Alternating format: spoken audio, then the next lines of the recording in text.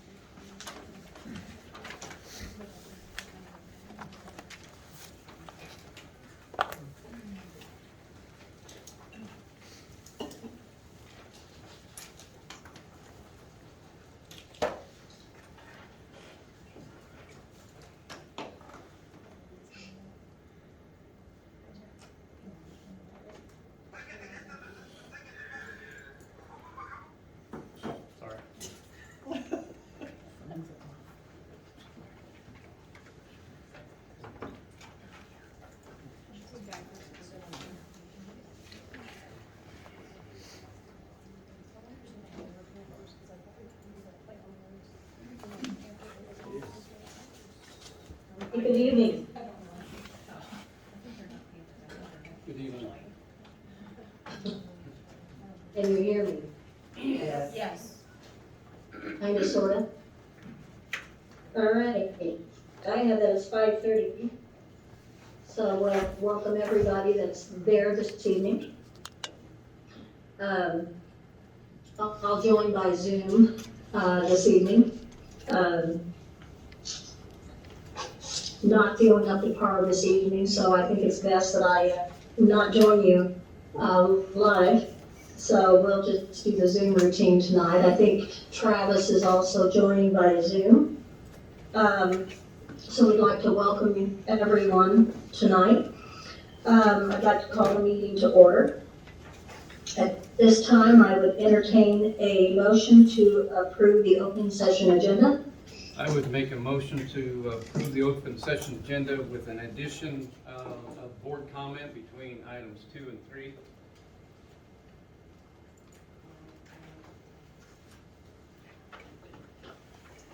I'll second. Let's say board comment between 2 and 3. Yes, please.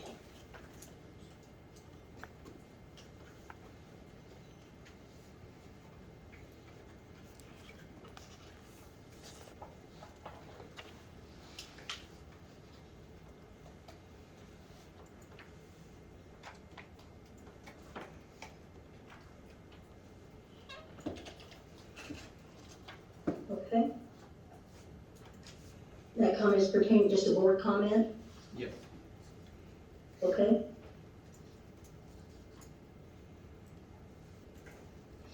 Okay. Any other changes to the agenda? Alrighty. So we'll amend that motion to with the amended agenda. The approval of the agenda. I'll second All those, okay, the agenda after Joe's, he went ahead and approved the agenda. okay. All those in favor? Yep. Any opposition?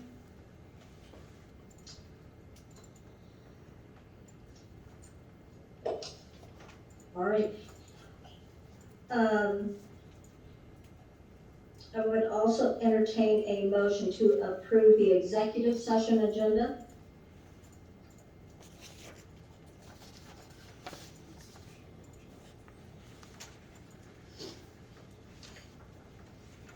You're gonna have to speak up because I'm having trouble hearing, so. So moved. Do I have a second? Second. All those in favor? Yep. Yes. Yes. Yes. It might be easier tonight just to do roll call vote because there's no way on everything, I'm sorry. Any opposition then? Okay. Public comment, I have 2 forms. Were there any others turned in? There was one other turned in. Okay. One other turned in there. Yes. Okay. So I have 2 in my possession. We just ask that you kind of come forward and kind of speak loudly, and we normally say around 5 minutes. If you can, limit your comments to that. I have, and forgive me if I mispronounce the name, I don't know whether is it Aline Anderson? She has chosen not to speak.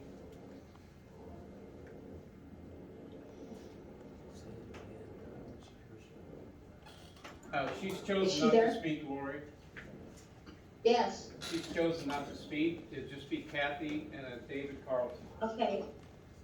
Okay, so she has chosen not to, so Kathy is there. Yes. So let's start then with Kathy Beach. Hi, Kathy Beach, 1 Dancing Rabbit Lane in Rutledge. It was really just a question for the board. I was a nurse for 27 years, and I would really like, and I'm new to the area, and I'd like to be attending these hospital board meetings. And it's difficult to find an agenda posted online or in the newspaper. And I'm wondering if that is something, I don't live in town, so it's not simple for me to come up here and look at the agenda 24 hours ahead of time. Is that a possibility that it could be posted online?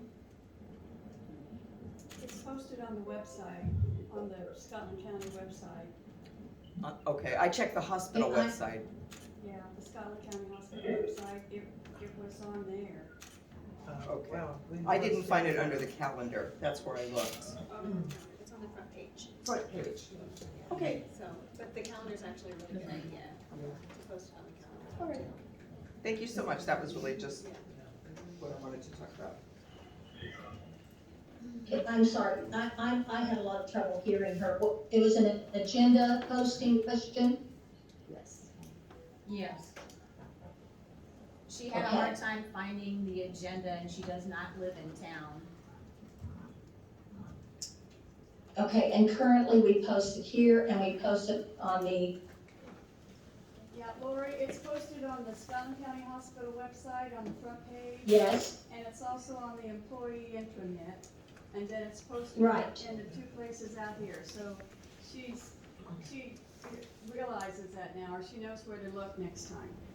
Can I interrupt Okay. real quick? So it's right here, and it says click here to see the agenda. I mean, if there was a way to maybe fix it to where you could actually see, I think maybe that would help, yeah.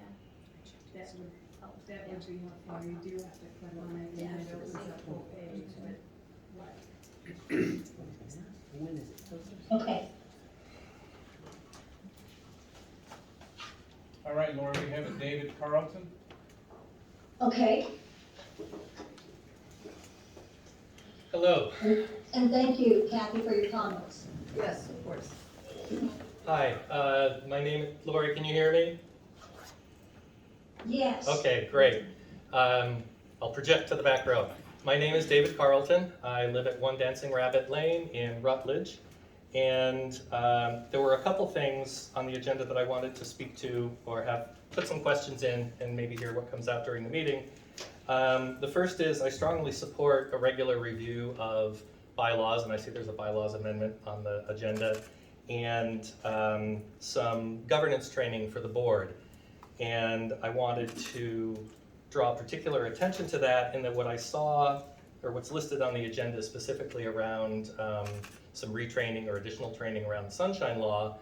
And I would encourage the board to also look at some of the more basic fundamentals of your individual responsibilities as board members. I have worked for 30 years in the nonprofit world, working with boards of directors and their governance models and updating their bylaws, et cetera. So I have some familiarity with these. And it has concerned me what I've read in the paper recently around some of the things that would fall under duty of care, duty of loyalty, which the board does hold in aggregate as a unit, but also each individual board member, officer, and director has personal individual responsibility for. And based on what I have seen in the paper, and I hope you have some legal counsel to refer to at some point in the coming months, while you have directors and officers liability insurance, I presume, my experience has been that some of the things that have been reported in the paper would encourage the insurance company to, or the insurance company would not cover the issues that come up under D&O because some of the other specific responsibilities of board members were not followed. So that is of concern to me, particularly for the future financial health of this wonderful resource that we have here. And then a final question that I have specifically for HR is, I have a concern that with all of the, I'll call it chaos and confusion and mistrust that is evident in this room and throughout the system, what is being done to ensure that we're retaining staff. I imagine if I were on staff in this facility, I would probably be hedging my bets and looking for other jobs. And so I have concern about the long-term level of employment and availability of service in this facility. So I'm curious to hear if HR has some notion of where things are at in that regard. I believe that's it. I would like to state that I have a deep respect for the burden of being a board member as a volunteer. It's hard work, and I also have a deep appreciation for Dr. Tobler and his leadership team, laboring with you all, if I can make a pun, to bring this facility through some very hard years. And I hope to see it survive and succeed in the coming years as well. Thank you very much. Thank you for your comments. All right.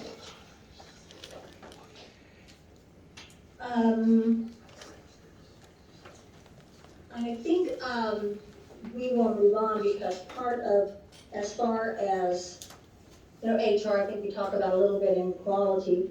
So I think we will move on at this time to, we have a new board member. So I think we will move on to our oath of office for our new board member. And I'd like to be there in person to administer it, but since I can't, we'll have to make do and do it this way. So I think we'll address that before we go any further. And we do always thank you for public comment. We appreciate the public support. We appreciate your concerns. And we take those things into consideration. So we do appreciate that. We want to thank Nick Hatfield for being part of our board and part of our system these last few years. It is a thankless job. It is not a paid job, lots of hours. And Nick, we want to thank you for all the hours and for your devotion to the hospital and wanting it to succeed. And since we can't do anything other than a big thank you, it's heartfelt, and we do appreciate all of those hours so much. At this time, Aaron, wherever you are, I can't see you. So Aaron, if you would stand. And where is Aaron? Because I cannot see him Can't see him. Back corner. from my view. Come around, go go up by Jacksonville Perry, so come over by Anna, so you can see. All right, There you go. there you go. Yeah. So Aaron, if you would raise your right hand and repeat after me.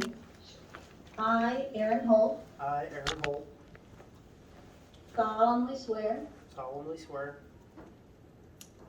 that I will uphold that I will uphold the Constitution of the United States the Constitution of the United States, the Constitution of the United States. Yep. Can you hear me? Yeah, Yeah, he repeated And it. okay, and the laws of the state of Missouri, and the laws of the state of Missouri, and will faithfully demean and faithfully demean myself in the position myself in the position of Director of District 6 of Director of District 6 and member of the Scotland County and member of the Scotland County Memorial Hospital District Memorial Hospital District Board of Trustees. Board of Trustees. We thank you, Aaron, for your willingness to serve. I shake your hand, but maybe one of the other board members that will shake your hand.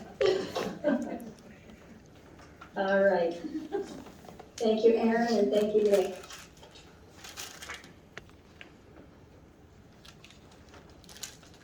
All right. And with that, we will let Aaron step into that position.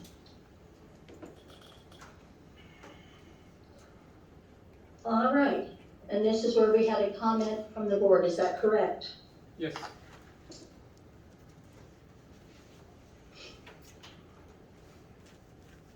Are you ready? I am?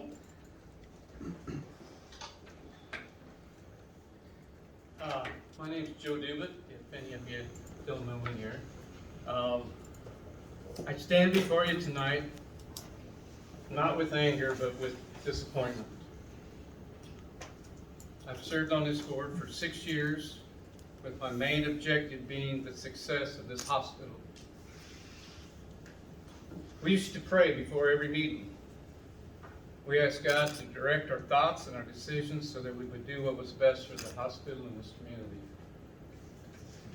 Shortly after Curtis Ebling, the former chairman, went off the board, praying prior to meetings stopped, and here we are now. I'm so frustrated in the lack of integrity demonstrated lately. After having been educated on the Sunshine Law in June, our board chairperson still called an illegal meeting on August 15th. To this day, I have still not been shown any evidence that warranted the actions taken that night, nor have I been told by who brought the allegations. So I've only been left to speculate that it was Akeem Hoyle, the consultant for the evening, as noted in the minutes. Bob Neese and I were not invited to the meeting. Any evidence has turned out to be false or inconclusive. Part of this board has fired its CEO, who was set to let his contract expire on September 3rd. Also, on August 16th, Dr. Tober was told by our board chairperson that he was not allowed back on the hospital premises, even to perform his physician's duties. I've not seen or heard any remorse expressed regarding these rash decisions. And to add insult to injury, the consultant has been given a job in the hospital. And how any of this can be acceptable is beyond me. I filed a complaint with Missouri Attorney General's office, and currently I'm being blocked by the board's new lawyer from privately interviewing with him. If there's nothing to hide, what's the concern, and why is the lawyer requiring his presence? And at this point, I'm having a hard time serving on a board that wants to sweep away any illegal actions taken on the night of August 15th. Megan, I know your parents have been waiting for the day you become CEO. Many people in this community have been waiting for you to become CEO. And I have even been trying to support you as the new CEO. The hospital had such faith in your potential that it paid for your education to receive your MBA to equip you to step into this position. However, until Akeem Hoyle and Marshall Dow are out of your office, you'll never truly be CEO. But as CEO, I do have a few questions. Did you fire Terry Smith, an officer of the board hospital, without board knowledge or approval? You don't have to answer. Did you allow Akeem Hoyle access to hospital financials prior to him being hired without board knowledge or approval? You have stated that you did not offer Akeem Hoyle a contract. Do you stand by that statement? Yes.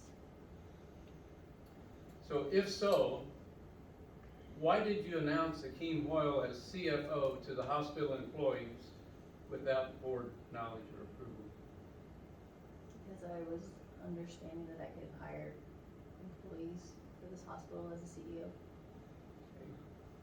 Did you fire the Quincy Law Firm without board knowledge or approval after their recommendation not to hire Akeem Hoyle? On contracts or executive session discussion, Joe, Okay? Megan, you've asked why we just can't wipe the slate clean and start over. To be sure, we will start over, but wiping the slate clean requires some accountability and responsibility. Where is the accountability for the damage that was done? Who's taking ownership for their part in this fiasco? Dr. Tobler, Michael Brandon, and Terry Smith didn't deserve to be treated this way. My favorite Bible verse is Micah 6:8. It states, "He has shown you, O man, what is good, and what does the Lord require of you but to act justly, to love mercy, and to walk humbly with your God." It isn't easy to do, but 1 John 4:4 says, "You, dear children, are from God and have overcome them, because the one who is in you is greater than he who is in the world." I'm committed to praying for this hospital, I'm committed to praying for the success of this hospital, and I invite you all to do the same.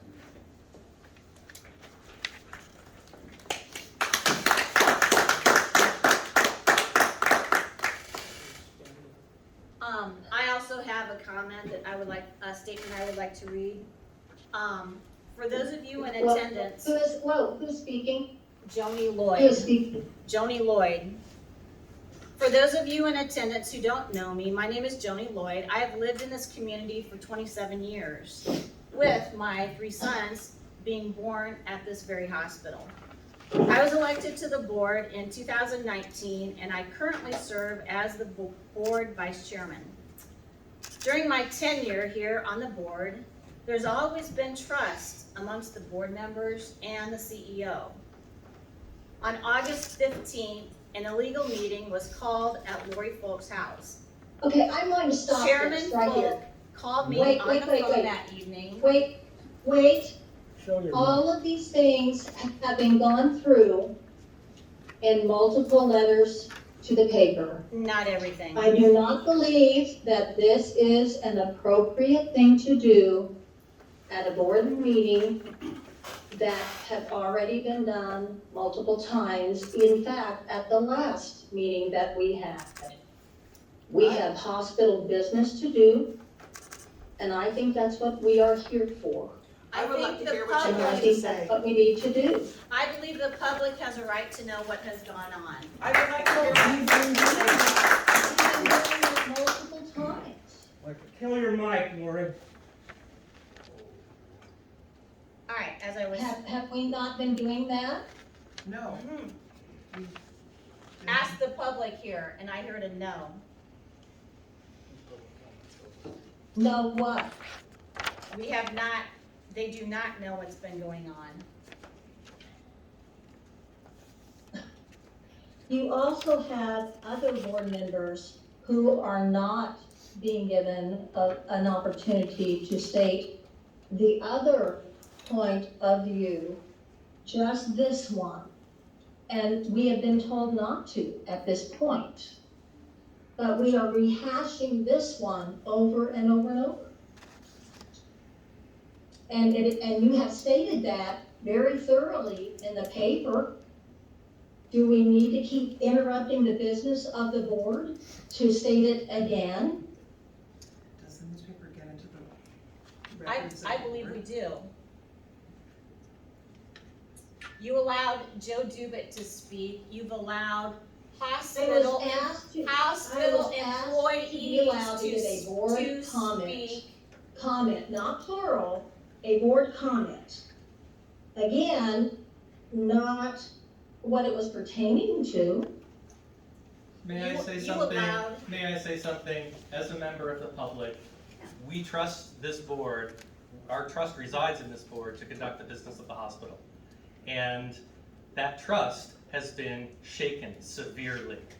And I think it is important in the interest of transparency and rebuilding trust and confidence within the community, for the community to be able to We hear. will allow the statement read, but you also have to realize that there is another opinion that we cannot speak to. I And believe you you've have heard to know many that. of those opinions over the last few weeks. All right, And this will Joni. help round out the picture. Joni, go ahead and continue, please. I forgot where I was. Oh, on August 15th, an illegal meeting was called at Lori Folk's house. Chairman Folk called me on the phone that evening and asked if I could come out to her house as she needed to talk.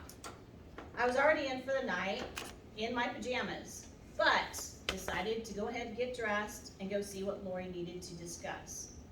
When I arrived, I discovered 2 other board members were already present, along with COO Brent Pyrick, COO Megan Weber, and a non-hospital employee, Akeem Hoyle.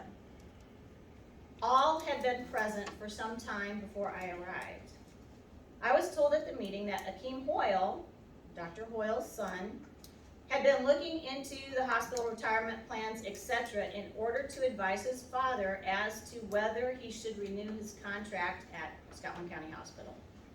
Hoyle took control of the meeting and focused all his attention on me. He told me that there was a Stark Law violation, possible fraud in the pharmacy and the foundation, and with this newfound information, board members needed to act immediately, or we would have personal accountability, and that the IRS would seize all of my family's assets and my children's futures would be taken away. Hoyle carried himself with authority over the group present, and he was waving around hospital financial records, which were later given to the board the following evening. I kind of wondered if this was an intervention and if the people present had assumed that I had done something illegal. I was unsure of Hoyle's status with the hospital, as it would have been illegal for a non-hospital employee to have access to our financial information. That evening, a vast conspiracy was laid out. Lori Folk told those present that our auditing firm, BKD, could no longer be trusted, that they were likely involved with this conspiracy. Lori, that was false. Lori also told those present that Lashley Bear, the attorneys for the hospital for over 20 years, could no longer be trusted, and that they too were likely involved in this conspiracy. Lori, that was false. Lori told those present that Bob Neese and Joe Dubit were not invited to the Monday night illegal meeting for their protection. Later, I was told the real reason Joe and Bob were not invited to the illegal meeting was that they were believed to be involved in the pharmacy foundation conspiracy, and all of that was false. To discredit Bob Neese, Lori told board members that Bob had purchased the land across from the hospital for $100,000, and then he turned around and sold it to the hospital for $200,000. Lori, that was false. To further discredit Bob Neese, Lori said Bob was in Dr. Tobler's office the day of the illegal meeting, screaming at Dr. Tobler, "What are you going to do to fix this?" Lori, that was false. Lori told board members that the foundation paid State Senator Cindy O'Loughlin $50,000 as a campaign contribution. That was false. Prior to the Thursday night, August 18th special board meeting in which Akeem Hoyle, still a non-employee of our hospital, gave his demands for hire, my cell phone number along with other board members' cell phone numbers were given to Hoyle. He called me prior to the meeting and threatened me, telling me, if you have my back and you have my people's back, then I'll have yours. You know how that works, right? Did any other board members receive the same phone call from Hoyle prior to the meeting? I did. By giving him board members' cell phone numbers so that he could threaten us is unethical and egregious. 2 days after Dr. Randy Tobler was walked out, Lori told Joe Dubit and me in the hospital parking lot, I have been working for 6 years to get rid of that man, meaning Dr. Tobler. Since then, Lori has defended her actions with, I did what I had to do. No, Lori, you did what you wanted to do.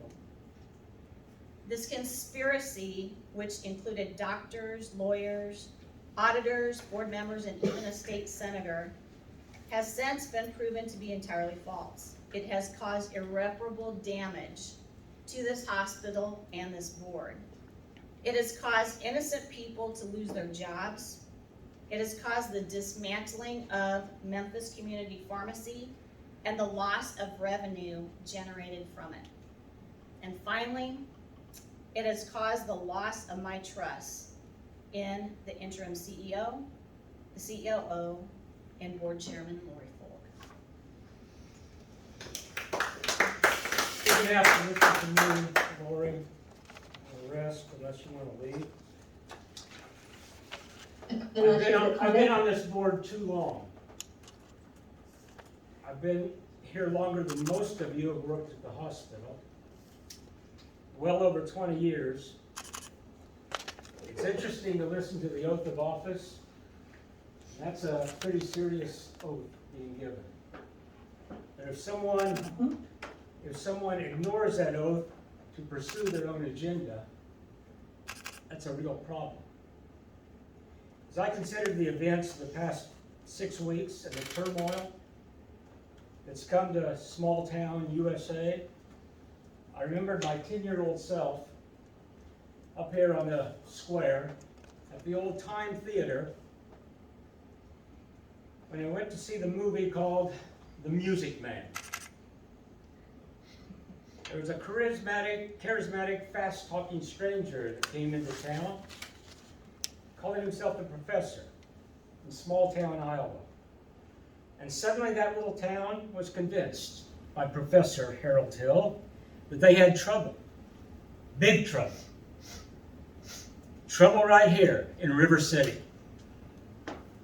They only needed to shell out the dough to finance the flim-flam con artist scheme to fix what they never knew was broken. But we're convinced that something's needed. There's something wrong. They just didn't know what. But Harold Hill was going to fix it. Times change, but there's still Harold Hills in this world. They have the ability to read people and deliver a message that will move them to action, usually based upon fear. And when fear overcomes reason, people become sheep, willing to be led, even to slaughter. In the recent weeks, I've seen this town, particularly this hospital, begin to look like River City, Iowa, in the Music Man. At that August 15th meeting, board members Joe Dube and I, of course, you have heard, were not informed, but there was a charismatic guy there, calling himself the fixer, one who fixes things. He presented 2 hospital spreadsheets, which I have right here. And those spreadsheets were then used to allege malfeasance and that board members were in danger of losing everything they had to the FBI and IRS, unless they hired the fixer at a very high salary. This man continued as the guest consultant of Lori Falk in the August 16th meeting, which Joe and I were at, but which also violated sunshine laws. It was called 7 hours before it actually convened. And the stranger, Akeem Hoyle, stated there that Dr. Tobler owns the pharmacy, which is in violation of the Stark Law, and certainly that would be, but that is false. He also alleged that the pharmacy and foundation were illegally formed. Really? Someone walks in off the street with no legal credentials and states that Lashley and Bear, one of the best-known law firms in the United States, were handling hospital, medical, clinic business, alleging that they have illegally set up a foundation and pharmacy. But they were not contacted. You know, if you actually want answers, you go to the source. And the source of the foundation and pharmacy is from Lashley Bear. But we didn't go there. Rather, another law office was contacted and replacement lawyers hired for a week, and then they were gone. And then a KC law firm was brought on board. And to date, my questions at that time have gone unanswered. My questions that caused in the August 18th meeting an attempt to throw me off the board. And they thought they had accomplished it, but they didn't. I walked out, but I didn't resign. And my resignation was demanded because I was asking questions. Who gave a non-employee illegal access to hospital records and accounts, and why? And when? When did Akeem Hoyle get these papers, which were presented as evidence against Dr. Tobler, the pharmacy, the foundation, myself, and a few others? These spreadsheets, one was accessed at 12:56 p.m. on August 11th. The other was at 9:21 p.m. on August the 12th. And you know what's on them? Basically nothing. Nothing that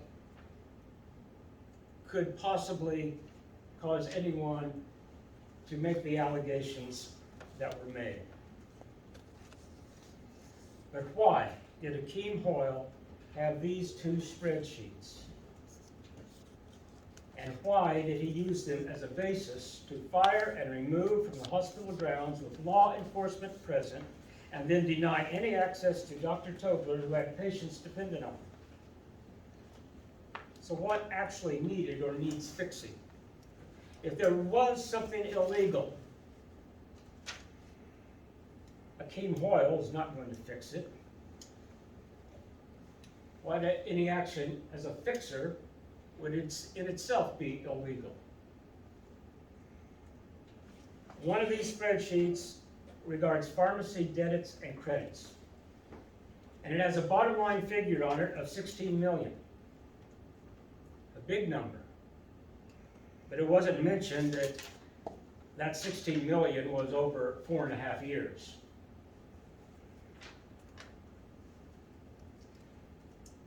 It's interesting that that particular number, which was shown as some sort of evidence on August 15th, was out on the street everywhere on August 16th. It was spreading throughout the community. That it appeared that some $16 million was possibly illegally embezzled by Dr. Tobler. It's missing. One more people at the meeting on the 15th had to do the leaking of that information with that specific $16 million number. I suppose you're hoping now you're never discovered because a defamation of character lawsuit would end up costing you far more than you can ever afford. Joni mentioned Terry Schmidt being fired. That was one of Ms. Weber's first actions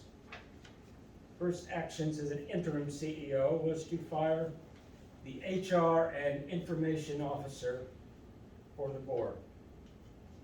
As one examines the minutes, there is no board action taken to order her firing. That was an action taken outside the authority that the CEO has. But I don't know. Megan, maybe you've taken to heart the repeated words of Akeem Hoyle. A CEO does whatever a CEO wants to do. Well, that's bad advice. And one would think that a novice to this position would seek a little more advice and consent from the board. But so far, that's not been the case. There was a phrase Ms. Schmidt lived by, and a lot of us got tired of hearing. Just culture. That means acting justly and fairly with all hospital employees. It means not playing favorites. It means that if firing an employee is needed, it's only done through a just process. Terry was a stickler for doing things by the book. And how ironic that she was the first victim of a bypass of policy and procedures and justice.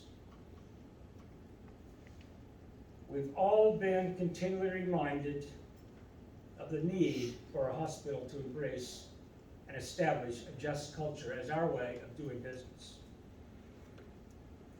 But with that rumor, me buying that property right over there for $100K and selling it to Dr. Tobler, and we split the profits, people were happy to pass that around, but it's easy enough to find that it was Marcia Dial, CEO, who authorized me to go to the auction and bid on the property and buy it for the hospital. But the salacious rumor is more fun, isn't it?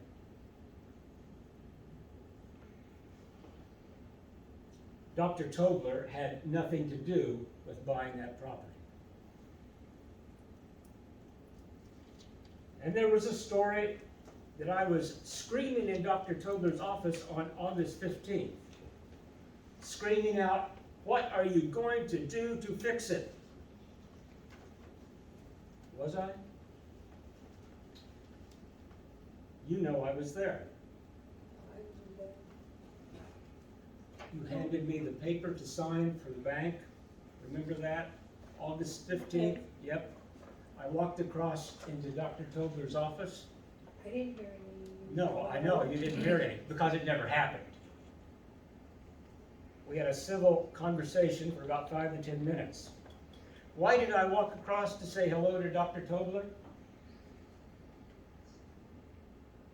To deliver some positive news.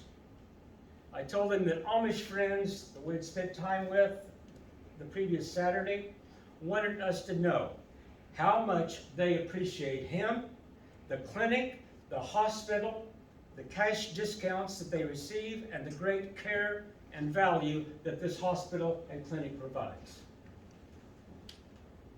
That was the message.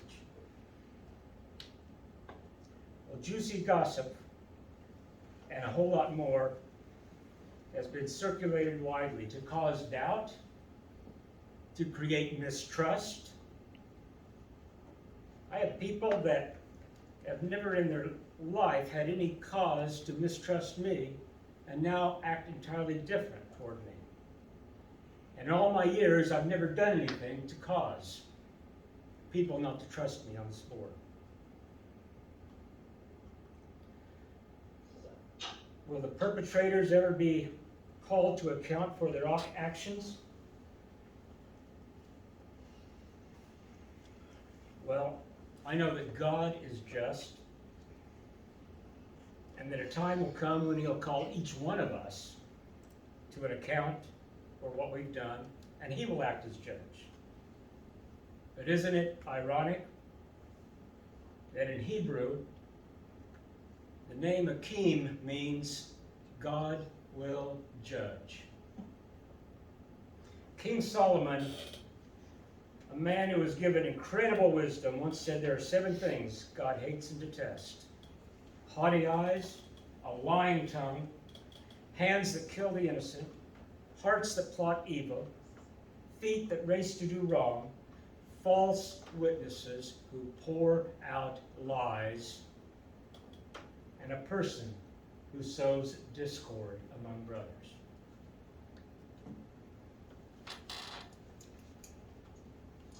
We've got 2 new COOs on. Things were going great for 2 weeks. There was harmony, there was progress, there were good things happening. And then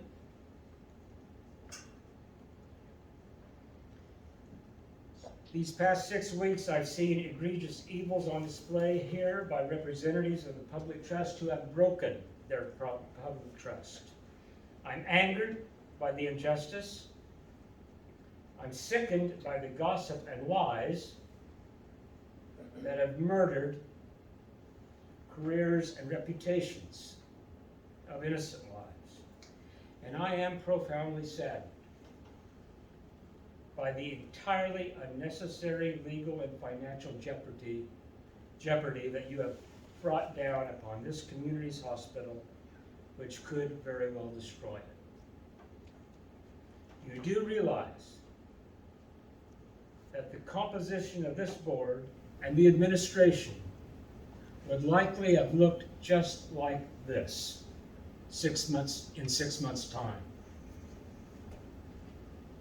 It could have been accomplished ethically and legally, but some chose a road to destruction, and now we're all victims of that hubris. Greed, grudges, vindictiveness. May God have mercy, because I don't believe the lawyers will. May I have a comment? I'd like to say something, since you slandered and libeled my son. No?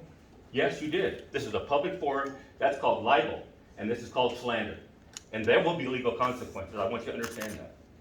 You have got to stand up for your responsibilities. I've been here 11 years, and you guys have run this hospital into the dirt.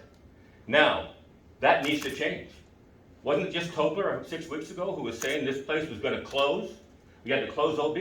We're losing money hand over fist. You guys have not been responsible for that. If there's needed to be a change, that's where it needs to be. I don't care what blame you want to spread. The point is, you need to do your jobs. And you're trying to cast blame on somebody who didn't do anything except point out a problem. If you ask me, you're the one that stands in judgment of God. But there are lawyers going to be involved. But I resent your accusations against my son because I happen to know his motivations are pure, regardless of what you think. You have something to hide, and that's the problem.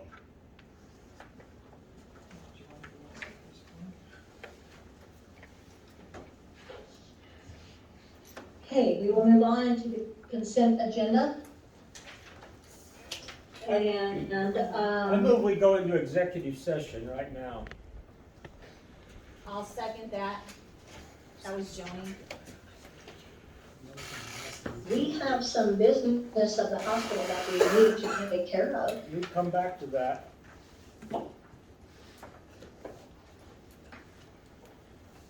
We have a motion and a second May to I ask, go into executive may I ask a session. question? If you go into executive session for whatever length of time, then that means we can't come back and hear the rest of the meeting? Yes. You can, yeah. Okay, can I be given an approximate time frame on what that might be?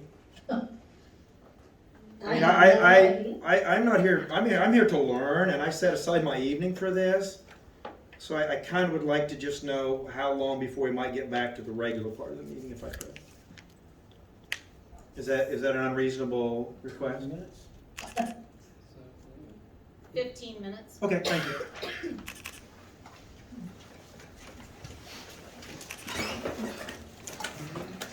Would the board be willing to send someone to let us know? Yes. Those waiting outside? Yes. Thank you. I will do that, yes.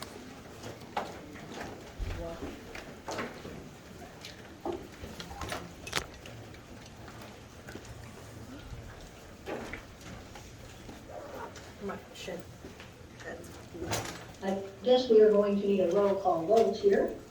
Yes. Yes. Yes. Yes. Yes.